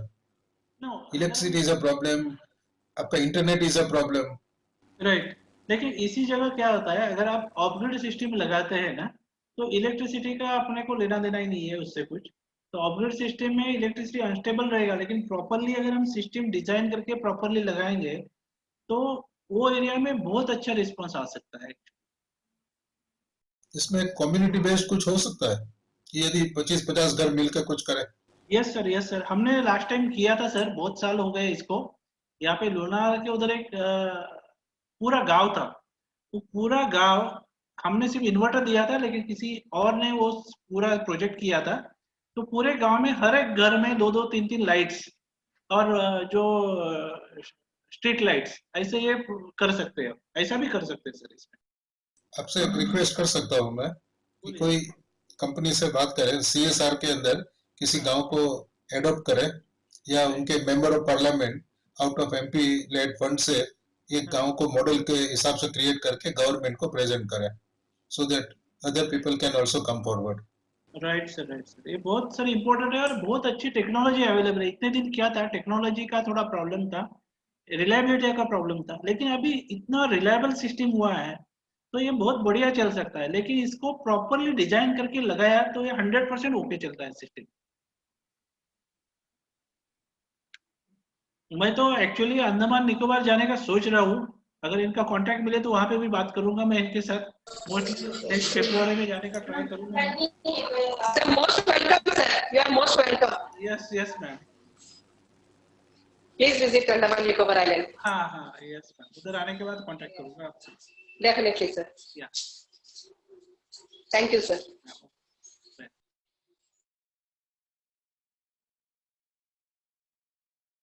और किसी को सर है कोई क्वेश्चंस अभी और किसी को पूछना है क्वेश्चन?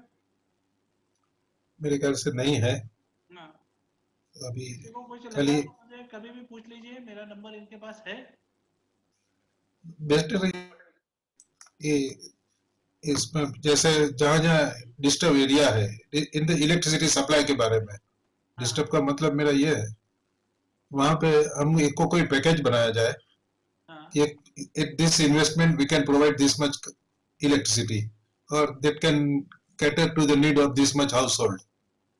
इस प्रकार का कुछ एक छोटा project tiny medium like that then we can discuss with the government authorities कि भाई ये इसका सॉल्यूशन हो सकता है.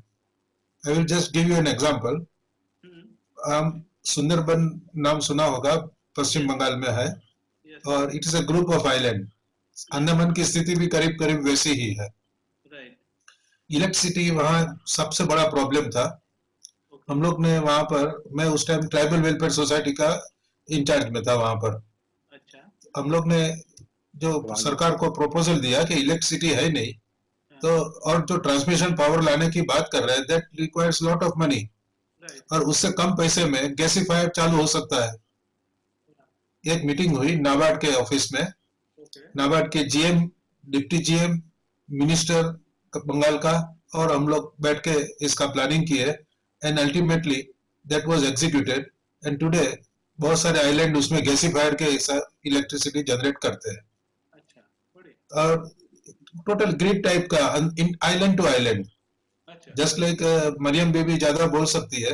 अंडमान में मेरे ख्याल से मोर देन 300 आइलैंड्स, मगर हैबिटेट्स जितने हैं वो करीब 30, 40 या 50 आइलैंड है. तो एक एक आइलैंड का एक एक रिक्वायरमेंट जनरेट करके देखा जाए या कुछ पॉकेट्स को देखा जाए तो they can be self sufficient, no transmission line, nothing is required.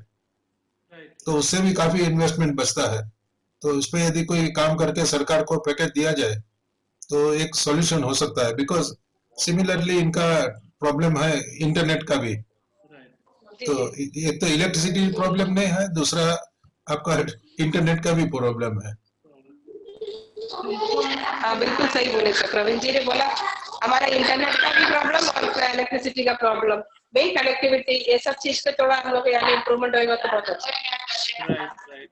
नहीं, इसको हम कुछ ऐसे प्रोजेक्ट टाइप अगर बताएंगे ना, अगर आप कुछ ऐसे एग्जांपल देंगे कि 15 घर है, 20 घर है, हमारा रिक्वायरमेंट इतना है, तो ऐसे टाइप का सिस्टम लगा सकते हैं। तो ऐसा कोई हम एक प्रोजेक्ट रिपोर्ट भी बना के दे सकते हैं, तो हम किसी को प्रेजेंट करके अगर कोई उसमें CSR फंड थ्रू पैसा देता है या कोई कैसे कर सकते हैं, वैसा भी देख सकते हैं हम उसको। मैं क्वेश्चन करना चाहता हूं सर। हाँ मैं बिहार से हूँ हाँ बोलिए। यार।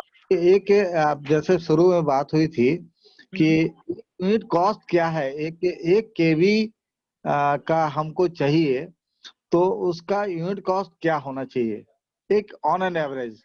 तो देखो अभी इसमें कैसे रहता है, 1 केवी का ऑन एन एवरेज अगर ऑफ-ग्रिड सिस्टम लगाते हैं आप, तो लगभग 1 लाख रुपए के आजू बाजू अच्छा सिस्टम लगाएंगे तो जाता है उसमें। अगर लेकिन कोई लोग क्या करते हैं, फिर बैटरी छोटा लगाते हैं, उसको 60,000 में भी बेचते हैं, 70,000 में भी बेचते हैं, अगर 1 किलोवाट का देखते हैं तो। और अगर ऑन ग्रिड सिस्टम बिठाते हैं, जैसे हमने नेट मीटरिंग का सिस्टम बोला, वो 50, 60, 70,000 तक जाता है अगर 1-1 किलोवाट का बोलते हैं। अगर वो सिस्टम अगर बड़ा हो जाता है, जैसे 50 किलोवाट का सिस्टम बिठाना है, तो उसका कॉस्ट 50 रुपीज तक आ जाता है, 50,000, 45,000 रुपीज पर किलोवाट आ जाती है। जितना आप सिस्टम बड़ा लगाते हैं, वो सिस्टम पर किलोवाट कॉस्ट कम हो जाता है। जैसे एक स्कूल के लिए, एक CBSE बोर्ड के स्कूल के लायक 3 केवी का हमारा लोड है, तो उसमें कितना होना चाहिए? 3 केवी के कम से कम क्या लगेगा? देखो सर, 3 केवी में नॉर्मली हम जो सिस्टम देते हैं उसमें एक 3.5 केवी का इन्वर्टर देते हैं। हाँ। उसमें 4 अच्छे बैटरीज देते हैं। उसका फिर माउंटिंग स्ट्रक्चर ये वो सब रहता है, और लगभग 2.5 किलोवाट या 3 किलोवाट के पैनल देते हैं। तो ये सिस्टम जो है 2.5-3 लाख रुपए तक पूरी अच्छा क्वालिटी की जा सकती है, 2.5 लाख या उससे भी कम जा सकती है, लेकिन 2 से 2.5 लाख रुपए तक जाती है ये सिस्टम। तो इसमें सर बैटरी पर ही मतलब डिपेंड करता है कि कॉस्ट क्या आएगा एक on an average? Right sir. अभी देखो, अगर हमने सीटेट का अच्छे कंपनी का बैटरी लिया तो 20,000 में जाता है, तो 80,000 रुपीज तो बैटरी हो गया। आप अगर लोकल बैटरी लेते हैं कौन सा, तो 10-12 हजार रुपए का बैटरी आता है, तो उधर 40,000 कॉस्ट हो जाती है। आप पैनल लेते हैं, कोई अच्छे ब्रांड का लेते हैं पैनल सपोज, तो वो अगर 3 किलोवाट का लेंगे तो 75,000 का होता है। अगर उसमें से एकदम सस्ता वाला पैनल लेते हैं तो एक 50,000 में आ जाता है। तो वो वहां पे थोड़ा डिफरेंस आ जाता है क्वालिटी ऑफ मटेरियल में थोड़ा सा। सर स्टैंडर्ड तो कुछ होगा ना, स्टेट गवर्नमेंट का या गवर्नमेंट ऑफ इंडिया का ये स्टैंडर्ड कुछ होगा ऐसा? स्टैंडर्ड तो स्टैंडर्ड है सर इन्होंने, लेकिन स्टैंडर्ड में कुछ टर्म्स अभी जैसे बोला है कि पैनल का अगर बोलते थे IC सर्टिफिकेट चाहिए, XYZ चाहिए, IC सर्टिफिकेट ये चाहिए, लेकिन उसमें भी अभी क्या है, इतने मेक हो गए, मैन्युफैक्चरर इतने हो गए, तो सभी के वारंटी टर्म सेम है, लेकिन टाइप ऑफ क्वालिटी मटेरियल वो जो यूज करते हैं अंदर, वो डिपेंड्स अलग अलग करता है। तो उसका इफेक्ट कब आता है कि थोड़ा सा साल के बाद अपने को इफेक्ट चल सकता है, इसका समझ में आता है। दूसरा, जो सिस्टम डिजाइन करता है, जो लगाता है, वो क्या कैलिबर से काम करता है उसके ऊपर भी डिपेंड करता है। अगर वो प्रॉपरली सिस्टम डिजाइन करके लगाता है तो 100% चलता है, लेकिन उसने प्रॉपर कैलकुलेशन करके नहीं लगाया तो सिस्टम फेल हो जाता है बहुत तक, क्योंकि उसको वो सब रिक्वायरमेंट समझ के डिजाइन करना चाहिए उसको। एक अंतिम क्वेश्चन सर, ये स्टेट गवर्नमेंट अलग अलग सब्सिडी करती है या गवर्नमेंट ऑफ इंडिया का कुछ स्टैंडर्ड रेट है सब्सिडी देने का? नहीं, सब्सिडी देने का इनका स्टैंडर्ड रेट है। इन्होंने जैसे बोला है कि अप टू 3 किलोवाट 40% देंगे, 3 किलोवाट से 10 किलोवाट 20% देंगे, ये स्टैंडर्ड रेट है। लेकिन पर किलोवाट जो रेट है कि कितने किलोवाट का, ये 40 रुपए से देना है या 50 रुपए देता है, ये अलग अलग स्टेट में थोड़ा रेट अलग है। कहाँ पे वो 50 रुपए रहेगा, कहाँ पे 40 रुपए रहेगा, इतना डिफरेंस आ सकता है, लेकिन परसेंटेज वाइज जो सब्सिडी है वो सब जगह सेम है। तो 50% के आसपास तक आएगा ऑन एन एवरेज। 50,000 के 50% के आसपास आएगा। नहीं 50% नहीं आता है, 40% फर्स्ट 3 किलोवाट के अंदर रहता है, और अच्छा। 3 किलो अप टू 10 किलोवाट गया तो 20% रहता है। अच्छा अच्छा। हाँ, एक और क्वेश्चन सर, आपने कुछ बताया कि बैटरी का जो एफिशिएंसी है वो हाँ। आपने कुछ जो मेरे समझ में नहीं आया कि आपने क्या बोला। तो उसका एफिशिएंसी का मतलब हम ईयर में या फिर मंथ में बताया जाए तो हम समझ पाएंगे। आपने कुछ टर्म बताया है जो इलेक्ट्रॉनिक टर्म है, तो समझ नहीं आया मुझे कि नहीं, बैटरी का जो लाइफ है वो 5 साल है या फिर 4 साल है, ये क्या होना चाहिए? नॉर्मली देखो कि जब हम 600 साइकिल बोलते हैं, 600 हाँ, वो साइकिल साइकिल समझ नहीं आया सर मुझे। अभी साइकिल मीन्स चार्ज डिस्चार्ज। आप अगर सोलर एप्लीकेशन में यूज करते हैं तो डेली हाँ। चार्ज करेंगे, डेली डिस्चार्ज करेंगे, तो आपका एक साइकिल हो गया। अच्छा। तो अगर आप एक साइकिल डेली यूज करेंगे तो 2 या 3 साल में ये बैटरी चली जाएगी आपकी। जी। अगर उसका लाइफ साइकिल 3000 साइकिल है, ऐसे समझो आप हम्म। डेली यूज कर रहे हैं और 3000 साइकिल है, तो नियरली वो कितने, मेरे को लगता है 8-9 साल चलेगी वो बैटरी। हाँ तो ऐसे अगर ये साइकिल है, अगर आप 8 दिन में एक बार यूज करते हैं तो फिर वो हाँ। लाइफ 2 साल की जगह 5 साल भी हो सकता है, क्योंकि आप कितने टाइम यूज करते हैं उसके ऊपर साइकिल, इसलिए वो साइकिल के ऊपर लाइफ रहता है। एक भ्रांति है सर, एक क्वेश्चन ये है, जानकारी हम लोगों का है कि हम बैटरी को जितना ज्यादा यूज करेंगे उतना ही ज्यादा उसका लाइफ रहेगा। क्या ये कहाँ तक सच्चाई है सर? नहीं सर, ज्यादा यूज करना नहीं चाहिए, लेकिन कभी कभी यूज करना, डेली यूज करना जरूरी नहीं है अपने को, लेकिन हाँ। महीने में 1-2 बार आप यूज कर सकते हैं, अगर आपको यूज ही नहीं होता है तो, ऐसे समझो। लेकिन हाँ। अभी के इन्वर्टर बहुत अच्छे हैं, पहले का हम्म। टेक्नोलॉजी अलग था। अभी वैसे कुछ इतने रिक्वायरमेंट नहीं है कि आप डिस्चार्ज नहीं करेंगे, चार्ज नहीं करेंगे, तो वो उसका काम करता है, उससे कुछ ज्यादा फर्क नहीं गिरता है। ओके सर, बहुत बहुत बहुत धन्यवाद सर, आपने बहुत कुछ बताया मुझे, और हम बिहार की तरफ से आपको साधुवाद देते हैं। बहुत बहुत अच्छी जानकारी दी सर आपने, धन्यवाद सर। धन्यवाद धन्यवाद सर। एक सवाल सर मेरा इसी से रिलेटेड था। जैसे 3 लाख की यूनिट हुई और 40% सब्सिडी है, सब्सिडी, तो नेट कॉस्ट माइनस 3 लाख से माइनस 40% होगा क्या? हाँ बराबर, 3 लाख से माइनस 40% जो होएगा वो होएगा 40% का बेंचमार्क। हाँ, लेकिन ये सिर्फ ऑन ग्रिड सिस्टम के लिए ही है, ऑफ ग्रिड सिस्टम के लिए नहीं है। अभी अभी जो इन्होंने डिक्लेयर जो किया है ऑन ग्रिड सिस्टम के लिए डिक्लेयर किया है। अच्छा, 3 किलोवाट से कितने हाउस होल्ड को फुलफिल कर सकते हैं रिक्वायरमेंट? नहीं सर, 3 किलोवाट में अभी अगर उसका भी हाउस, अगर अपना अच्छा हाउस है, ऐसे समझो प्रॉपर सब इक्विपमेंट्स है, तो एक हाउस को ही 3 किलोवाट लग जाएगा सर। नहीं, मैं रूरल एरियाज की बात कर रहा हूँ सर। रूरल एरिया में देखो हर एक हाउस की रिक्वायरमेंट 100 वैट 150 वैट के ऊपर नहीं रहेगी। अगर 200 वैट पकड़ो, मैक्सिमम 200 वैट के हिसाब से रहेगी, तो नियरली 10-15 हाउस तो आराम से कवर हो जाते हैं। We can think of it sir, कोई रूरल एरियाज के लिए एज ए सोशल प्रोजेक्ट। और एक रूरल एरिया के लिए एक अच्छा प्रोडक्ट ऐसे है कि इसमें डीसी सिस्टम छोटा हम लगा सकते हैं, जो लिथियम फॉस्फेट बेस्ड बैटरी रहेगा। तो इसमें हम क्या कर सकते हैं कि उसके घर में 2-3 लाइट लगा देंगे, उसको एक डीसी फैन दे देंगे और मोबाइल चार्जिंग दे देंगे। अगर उससे उसका काम हो जाता है ना, तो ये इंडिपेंडेंट उसके घर के लिए सिस्टम हो जाएगी, वो उसका मेंटेन भी करेगा और प्रॉपर कम खर्चे में भी हो जाएगा इसका। ये सिस्टम हार्डली 10-15 हजार में आ जाएगी आपको। 15,000 पर हाउस? पर हाउस अगर ऐसे करते हैं। And total supply of electricity से यदि उसको मल्टीप्लाई करेंगे तो कितने घर होगा अप्रोक्सीमेट? नहीं 3 लाख के हिसाब से बोल रहे क्या? नहीं, जैसे 3 लाख की आपने यूनिट बताया ना, 3 किलोवाट की, हाँ, तो उसके हिसाब से बोल रहा हूँ। 3 लाख में अगर 10-12 घर आप करते हैं, 15 भी करते हैं, तो 20,000 का है ना। इसको इस तरीके से देख रहे हैं कि एमपी लेड फंड आज नहीं तो कल फिर चालू होगा ही होगा, Right. we can talk to the member of parliament in particular areas, जैसे रिमोट ट्राइबल एरियाज हैं, तो वहाँ इलेक्ट्रिसिटी का जो प्रॉब्लम है उसको सॉल्व करने के लिए ट्राइबल गांव में जनरली 40-50 घर होते हैं, कोई कोई घर में गांव में तो 15-20 घर से भी ज्यादा नहीं होते, Right.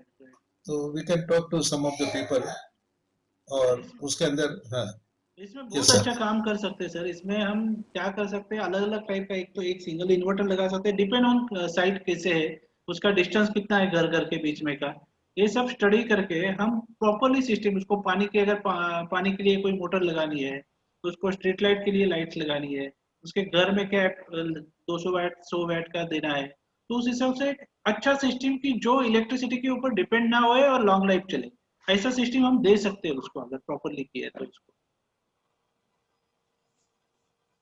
Thank you sir. और किसी को?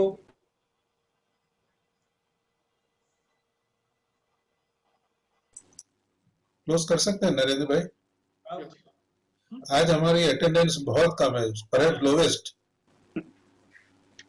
हेलो नरेंद्र भाई, क्वेश्चन पूछना है कि बंद करें? बंद तो करना ही है, मगर मैं ये कह रहा हूँ कि आज हमारी अटेंडेंस बहुत कम है, ऐसा क्यों हुआ? हरेंद्र कुमार, मेरे ख्याल से चले हाँ सर। है। हाँ सर। हेलो। तो मैं हाँ सर। भाई क्या बोलता हूँ, अभी जो पे वाइंड अप करते हैं और सुनील पोंदा से, तो अभी अभी अभी अभी जो हरेंद्र कुमार बोल रहा है, वोट ऑफ थैंक्स प्रपोज करते हैं क्या? जैसा कहा जाए सर। हाँ, वोट ऑफ थैंक्स प्रपोज।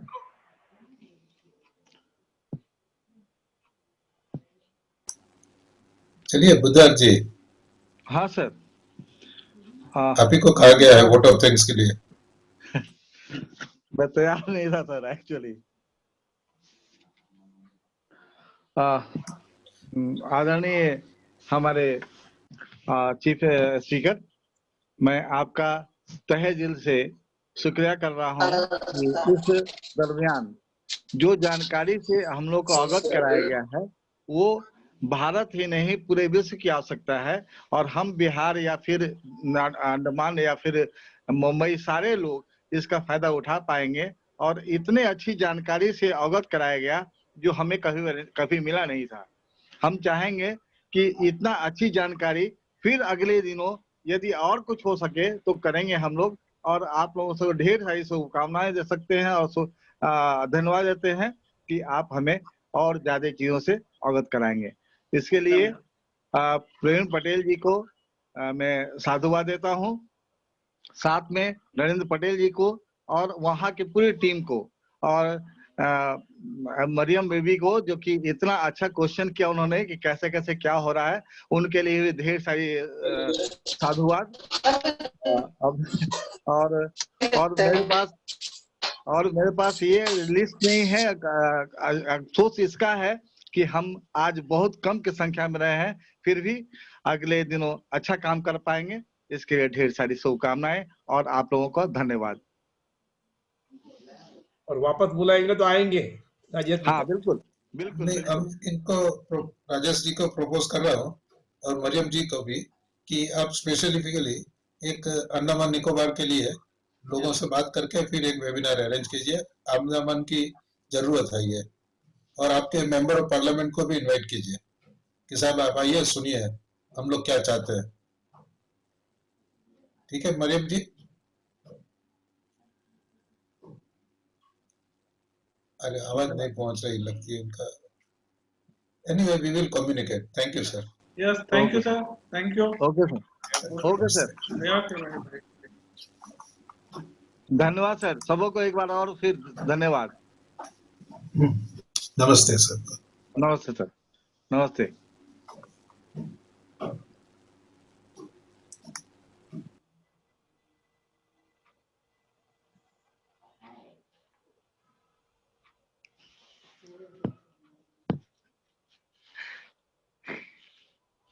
साला तो अभी पहुंच गए थे, साला नाम भुला गए थे।